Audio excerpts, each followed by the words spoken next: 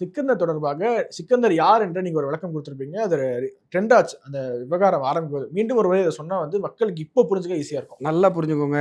வல்லால மகாராஜா வல்லால மகாராஜா திருவண்ணாமலையை ஆண்டவர். திருவண்ணாமலை வாசலில் பார்த்தீங்கன்னா அவருக்கு வந்து சிலை இருக்கும். வல்லால மகாராஜாவை கொன்ற இஸ்லாமியர்கள், இந்த வல்லால மகாராஜாவோட ஒய்ஃப் தான் விஜயநகர பேரரசர்களை ஆரம்பிக்கிறாங்க, அவங்களும் மற்றவங்களும் சேர்ந்து.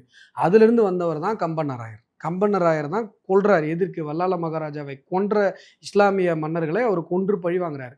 திருப்பரங்குன்றத்தை மீட்பதற்காக நடந்த முயற்சியில தான் சிக்கந்தர் கொல்லப்படுறாரு.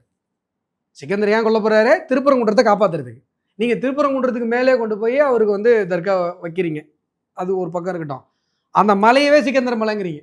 இப்போ சார் கலவரத்தை தூண்டுறோம், அவங்கள ஏன்பா நீங்கள் கேட்கல? பலி கொடுக்க போனவன் ஏன் கேட்கல? ஏன் சிக்கந்தர் மலைன்னு சொன்னாங்களே, ஏங்க திருப்பரங்குன்றம் இந்துக்கள் இத்தனை வருஷமா சொல்கிறாங்க.